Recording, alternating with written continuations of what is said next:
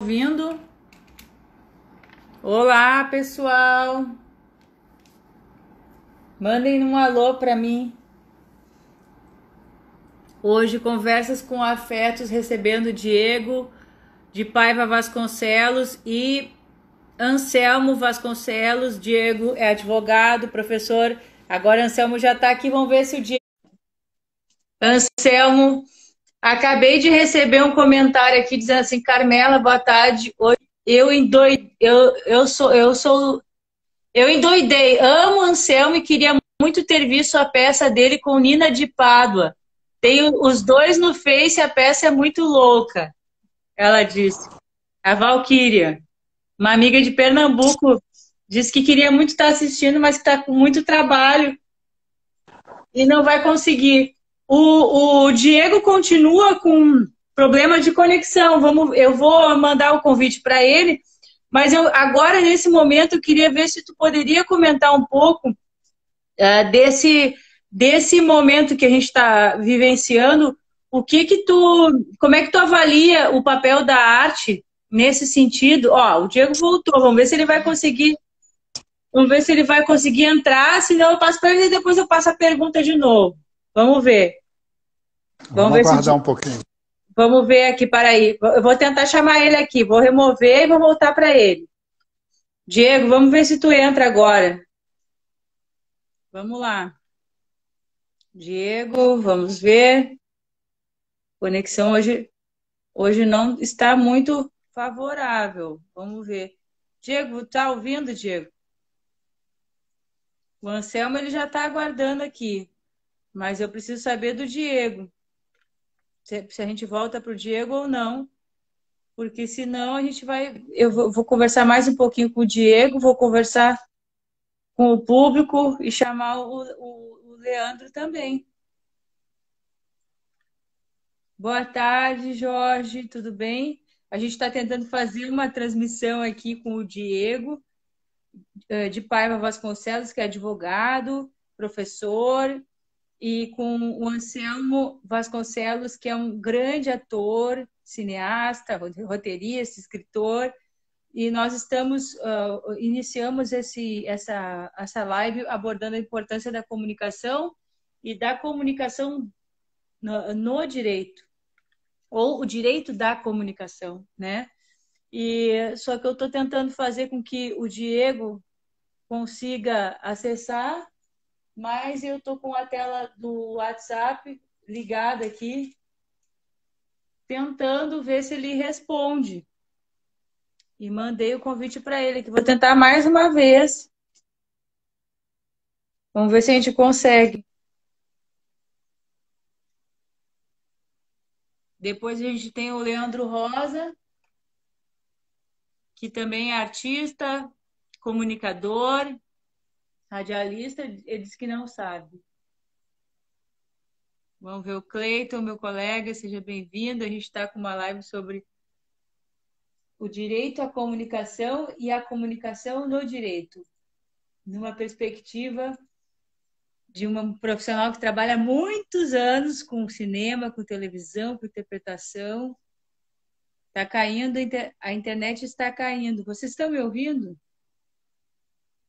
Aqui eu estou numa internet fixa, não estou numa internet móvel, assim, né? Vamos ver. Estou indo para o desktop. Não funciona a live.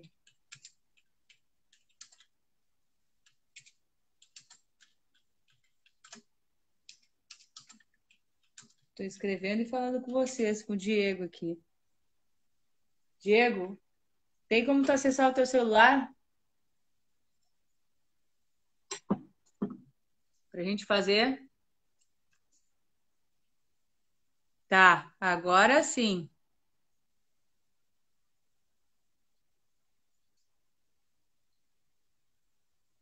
Diego de Paiva Vasconcelos está entrando aqui agora. Vou fazer uma pergunta já, assim, para ele. Se ele estava no computador enquanto a gente tentava fazer a transmissão ou se já tentava pelo celular. Estamos aguardando entrada oficial dele aqui. O Diego, que é meu colega da Academia Brasileira de Direito. E outras lives funcionam bem no meu Note e no celular. Tá acessando aí? Eu te mandei o convite.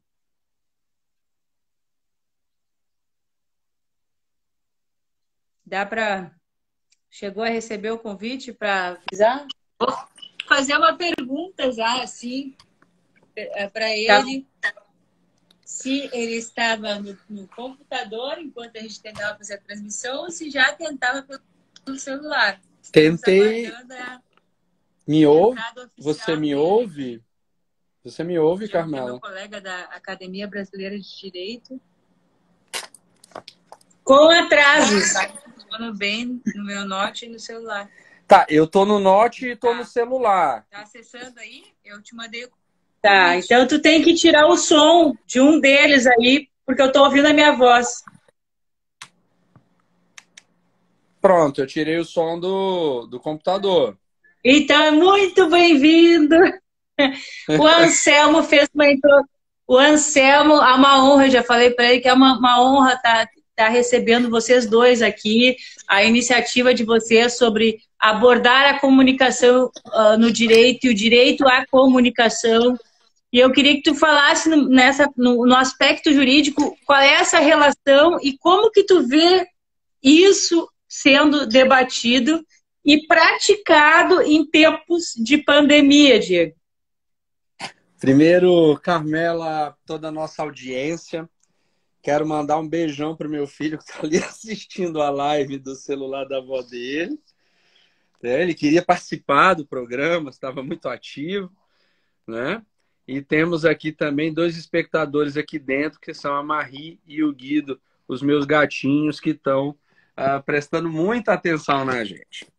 Um beijo e depois mostra o filho para ele dar um oi e os gatinhos para o pessoal ver que gato.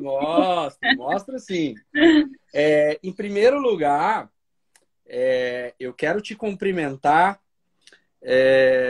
Não dá para falar de comunicação depois sem te cumprimentar pelo que você fez, né, Carmela? Você foi uma das primeiras pessoas que saiu na frente no momento de pandemia, onde as pessoas estão em casa, e entendeu que este canal é válido para a comunicação, inclusive para uma comunicação profissional, para uma comunicação coloquial, ou para comunicar ideias, ou para comunicar sentido, né? Então você está de parabéns. Não esperava menos de um membro da Academia Brasileira de Direito, essa capacidade de inovação.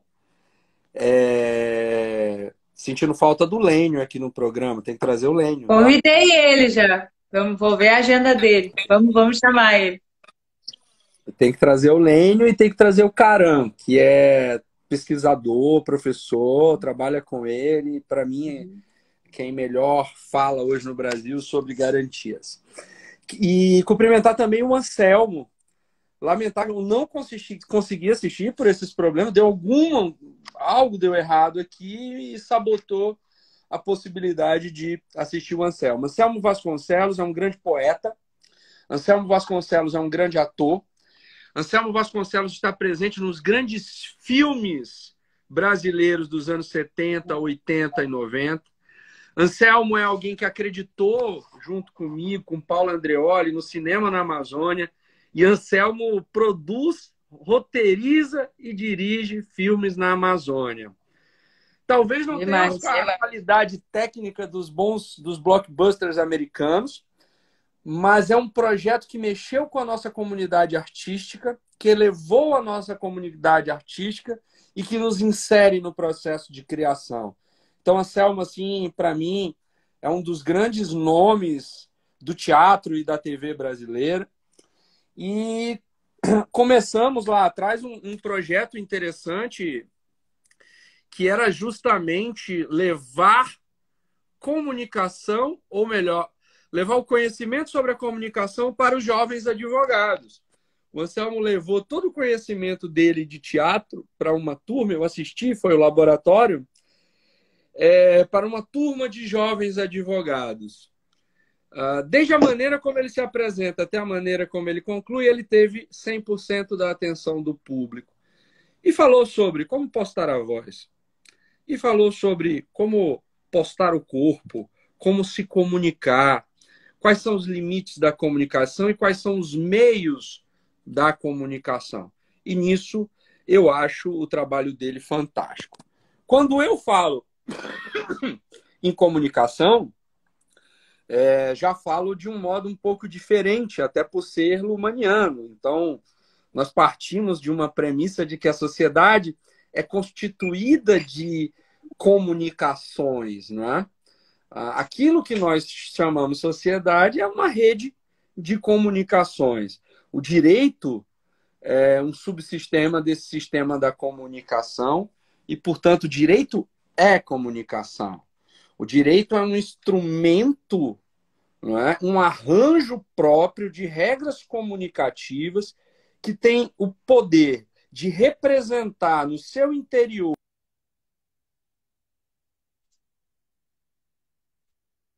ou seja, a sociedade, aquilo que acontece fora do direito. O professor De Giorgi uma vez chocou uma plateia de juízes porque disse: quem aqui tem a missão de solucionar conflitos? Todos levantaram a mão. Ele disse: pois é, vocês estão enganados. Não cabe ao direito, ao judiciário, solucionar conflitos. A primeira coisa que vocês fazem quando julgam é reproduzir o conflito no interior do direito. Ou a sentença não traz uma narrativa do caso? Essa era uma pergunta, né? Então, quando falamos em comunicação, podemos estar falando das coisas mais amplas possíveis. Eu quero trazer esse conceito para cá, deixá-lo bem pequenininho, e vamos falar de comunicação como uma relação que envolve pelo menos duas pessoas, onde a uma cabe a elocução com conteúdo de informação e a outra cabe a compreensão, e a comunicação só pode ser aperfeiçoada quando existe uma compreensão e uma resposta entre ego e alter entendido como posições comunicativas. Levando isso para o ponto de vista prático, para o dia a dia dos nossos jovens advogados.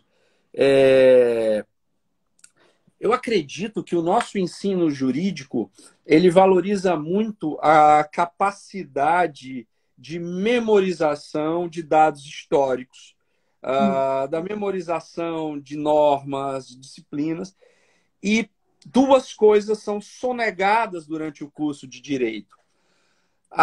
O desenvolvimento da capacidade crítica, da capacidade de olhar um problema, entender que alguém pode ter dado uma solução para esse problema, mas que esse problema pode ter outras soluções possíveis e, portanto, nós podemos pô-lo em perspectiva e reproblematizá-lo e encontrar novas respostas. Ora, professor, isso é muito complexo. É isso que qualquer advogado vai se deparar quando tiver que contestar uma inicial, não é? Ele vai entender que um problema foi reconstruído, um problema foi descrito, foi representado no interior daquela petição, conduzido, aquela petição é um veículo que conduz essa informação ao interior do direito. Essa informação ela será representada na cabeça daquele que lê a petição, daquele que tem contato com esse conteúdo, e dali ele vai tirar sua própria compreensão, que não necessariamente também é a compreensão daquele que redigiu. Muito bem.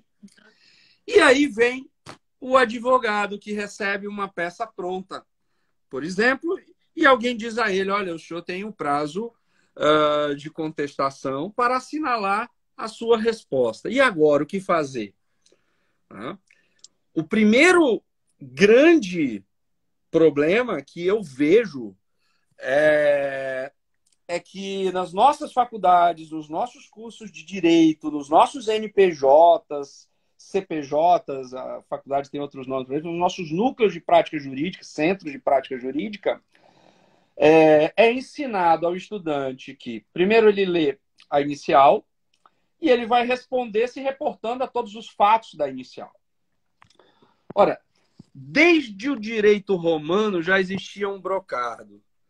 Dai-me os fatos que eu te dou o direito. A primeira preocupação é a reconstrução do fato. Primeiro ponto é sentar com o seu cliente, sentar com a empresa que você atende, perguntar o que aconteceu, do que se trata, que documentos nós temos. Esse é o primeiro ponto. Entender, compreender do que se está tratando. Redescrever esse problema em termos jurídicos e aí sim cotejá-lo com a outra versão dos fatos e dizer onde essas duas versões são contraditórias ou não. Esse, por exemplo, para mim, é um passo irrenunciável para quem for redigir uma petição. Não é? Não só uma petição, mas um artigo científico, por exemplo. Vamos dizer que um aluno terminando o seu curso de graduação, desenvolvendo o seu TCC, ele resolve desafiar um grande autor, ou um mestrando, ou um doutorando. Ele vai desafiar um grande autor ou uma grande ideia. O primeiro grande passo é isolar o que significa essa ideia ou o que quis dizer esse autor, né? Desculpa, eu estou um pouco gripado, como você sabe. Inclusive, nem participei do outro. Não é corona. Se fosse, eu pelo menos saberia o que tinha. Deve ser alguma gripe amazônica. E esse passo de reconstrução e de representação exige, primeiro, um cuidado muito grande para deixar de fora aquilo que é incerto, aquilo que é a suposição, aquilo que é a especulação. É entender qual foi o mínimo que foi dito e que pode ser compartilhado entre diversos interlocutores com algum nível de consenso. Esse é um ponto. E depois a capacidade de representar as suas próprias ideias, de pô-las no papel, de escrever. Você sabe que isso é dificílimo. Não se escreve como se dá uma aula, né? A atividade de escrever, de transcrever ideias, por exemplo, ela decorre de um acoplamento estrutural muito complexo. Interpretação. Primeiro, eu tenho um sistema psíquico acoplado a um sistema social que tem a intermediação de um artefato chamado linguagem, escrita, oral, impressa. Né? Então, eu tenho 3 elementos. Isso faz com que a comunicação seja, como Luhmann apôs um título de uma obra, improvável. A comunicação é, a princípio, improvável. É uma improbabilidade que se torna possível. Não é? 2 pessoas, imagine, discutirem sobre um conteúdo e as duas, no interior da sua mente, pensarem a mesma coisa sobre um determinado objeto. Ter um mesmo conjunto de ideias. Isso é praticamente impossível. Então, por isso que a comunicação não pode depender de um dos polos, de uma das posições comunicativas. A comunicação é processo. E se eu parto da ideia de que a comunicação é processo, vem aí o segundo passo, que inclusive o Antonin Scalia, num livro dele, Como Montar o Seu Caso, How to Make Your Case, or How to Build Your Case, eu tenho essa obra na minha biblioteca aqui, ou no escritório. Ele dizia, olha, é importante conhecer a sua audiência, conhecer o seu público, saber para quem se está falando, né? Porque é devida uma análise anterior de com quem eu estou falando, a quem eu estou me dirigindo, para entender o nível de compreensão, o linguajar utilizado, nível de compreensão, linguajar utilizado e as formas utilizadas para a comunicação. Levando isso para o plano prático, tirando do abstrato, se eu vou redigir uma contestação para um juiz de uma determinada vara sobre a matéria Y, não me custa nada avaliar todas as decisões desse juiz sobre essa matéria, ou pelo menos as mais recentes. Se o tempo é uma matéria escassa e se nem todo mundo tem uma equipe de pesquisadores, quais são as 5 últimas decisões desse juiz? Como é que ele pensa? Pode ser que esse juiz julgue de uma determinada forma porque foi convencido anteriormente. O que é necessário para atrair a atenção dele e fazer o distinguish e dizer, por exemplo, essas decisões que o senhor deu anteriormente não se aplicam ao meu caso. Como é que eu vou poder fazer uma ou mostrar a contradição, né? A contradição, como é que ele julgou 1 ano atrás de um jeito e depois julgou de outro jeito? Sim. A contradição existe, ela é possível, ela está aí todos os dias. Eu estou trabalhando agora num caso que é o seguinte: a mesma pessoa respondeu 2 processos, um em 2014 e outro em 2015, sob a mesma acusação pelo mesmo fato, e foi condenada numa, né? Porque esse fato se estendeu por 1 ano, entraram com uma ação para um período de tempo e com outra para outro período de tempo. Foi absolvido numa e condenado na outra pelo mesmo julgador. Ou seja, julgadores mudam de ideia. Isso é possível, não se preocupem. Isso acontece, né, o tempo todo. Mas como é possível, por exemplo, diante dessa situação, levar um julgador a mudar de ideia? O meu caso hoje é o contrário. É tentar convencer um julgador de que ele julgou certo antes e errado depois. Eu também. Entende a delicadeza, a filigrana? Então, esse segundo passo de compreensão é entender que o processo... Primeiro, entender que o processo comunicativo é um processo complexo, contingente, altamente variável e improvável, e que o sistema psíquico de cada pessoa, ou seja, aquilo que nós temos aqui dentro, é fechado operacionalmente. Infelizmente, o Diego está aqui, mas ele não pode mandar ideias direto para a Carmela. A não ser que eu as escreva, então que eu acesse esse artefato linguagem para poder nos socializar, para tornar possível essa relação, essa interação social. Mas a gente não faz isso direto, por telepatia. Não existe essa possibilidade. Pelo menos ela não é observável Diego, em milhares de anos de sociedade. Não é a forma como nós decidimos nos comunicar. O segundo saiba, não é o sabe com quem você está falando, mas lembre-se de sabe com quem você está falando no sentido de entenda o que essa pessoa compreende, qual é a visão desta pessoa sobre aquele assunto. Então, saiba sobre o que está falando em relação a B ou C. Mas não em relação falando de, mas falando àquela pessoa. Né? Falando àquela pessoa, levando aquela mensagem, o que ela pode compreender. Isso é importantíssimo, definir a sua audiência. O outro ponto a nossa comunicação na advocacia segue 2 caminhos: oral e escrita. E para se ganhar um caso, não tenha dúvidas, caso não se possa contar com a sorte, e ela existe, a sorte existe, eu não estou descartando isso, a fortuna, a incerteza, como queira chamar, mas o acaso, aquilo que acontece por acaso, ele não é previsível.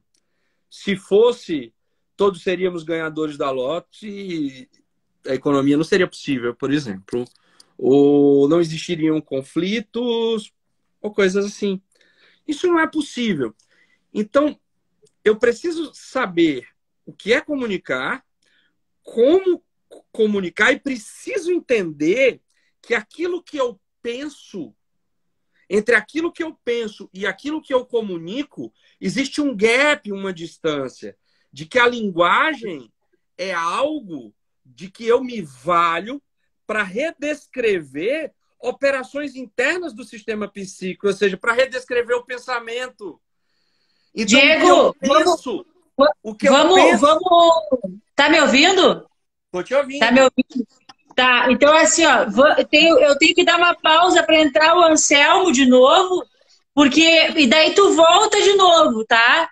Mas eu quero falar duas coisas antes. Duas coisas. Agradecer a Certo. presença da ministra Tânia Requesigal, que está no CNJ atuando lá, desembargadora do TRT4 aqui, que está como ministra agora, recente assumiu o cargo, e também o Dirceu, que foi coordenador da gestão da corregedoria do TST. Então, nós estamos com pessoas assim de áreas diferentes, mas assim com um trabalho muito importante nos ouvindo.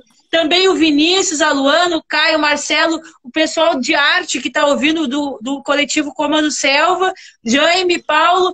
E dentro dessa linha, eu vou tirar o Diego da tela, porque daí Diego, tu volta, eu vou pedir para o Anselmo falar aqui quais são as técnicas que ele utilizou no laboratório de comunicação que ele verificou dentro dessa perspectiva de formação que eles tiveram a experiência. Que técnicas, Anselmo? E muito obrigada por ter esperado, porque o Diego acabou falando mais e a gente quer e precisa te ouvir. Vamos ver aqui, Anselmo, se tu tá... Ele deu uma mãozinha aqui, eu não sei se ele teve que sair ou não, mas enquanto o Anselmo aqui, ele deu a mãozinha, não sei se ele saiu. Vamos ver se ele saiu, porque não sei se ele também tinha outra live, mas eu estou mandando o convite aqui para ele, senão a gente volta para o Diego. Complementando o que o Diego falou sobre essa questão da comunicação, Diego, eu tive um caso muito semelhante ao teu. Estou esperando o Anselmo voltar aqui, que foi o seguinte, a magistrada também fez o que aconteceu. Na verdade, ela teve um procedimento, adotou um procedimento no processo, deu procedência no pedido, e nos meus dois processos, que são idênticos ao de 2018, ou seja, não tem 2 anos atrás, sobre prescrição, ela deu um entendimento totalmente diferente, em cima de uma lei, que é a lei de anistia dos empregados que foram readmitidos em empresas públicas, né, decorrente da época do Collor. Como o Anselmo, não sei se vocês estão vendo ele aí, ele não está voltando, eu acredito. Eu vou chamar de novo o Diego e nós vamos seguir essa conversa com o Diego. Lamentavelmente, tivemos esse problema no início da nossa conversa aqui e vamos ver se o Anselmo volta aqui. Ou o Diego, vamos ver. Vamos ver se um dos dois voltam aqui. Vocês estão gostando? Querem fazer perguntas? Me falem. Anselmo não entrou e a conexão está instável. Tu pode ver o convite que eu te mandei, Diego, para solicitar a confirmação de retorno. Agradecer a Olivia Ricarte também, responsável pela coluna Latinitudes do jornal Estado de Direito, que a gente tem, né, com o apoio dela. E ela, na quarta-feira, se não me engano, ela assume a live à noite para falar sobre política e direitos humanos na América Latina. Vamos ver se o Diego consegue acessar aqui, porque eu não estou conseguindo. Diego, me dá um sinal de vida. Se tu tá conseguindo, eu vou abrir o computador aqui do lado. Vamos lá.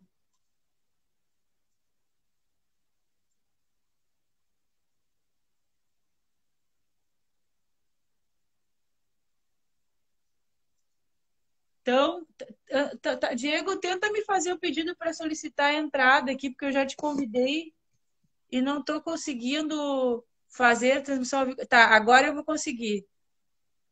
Não, para aí. Tu tem como conseguir solicitar aqui? Fixar, fazer uma transmissão ao vivo com o Diego.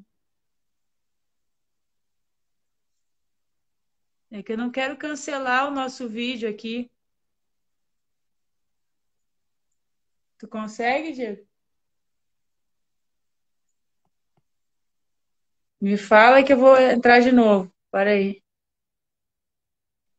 Diego, eu vou entrar de novo aqui, porque eu não vou perder esse vídeo. Se eu encerrar o vídeo sem te chamar, eu perco toda essa nossa gravação aqui e ela tá muito interessante, tá? Vou tentar de novo aqui. Eu volto na live aqui no próximo vídeo. Vão ser 3. Anselmo, vou tentar te chamar aqui. Vamos ver se vai dar aqui, se tu consegue, Anselmo. O Diego estava falando sobre os principais erros de comunicação e eu queria que tu conseguisse, se tu puder mencionar, quais são as técnicas que tu utilizou no laboratório sobre a comunicação. Só que eu não estou conseguindo fazer o convite aqui para tu entrar na live ao vivo. Não sei se tu tem como fazer a solicitação por aí.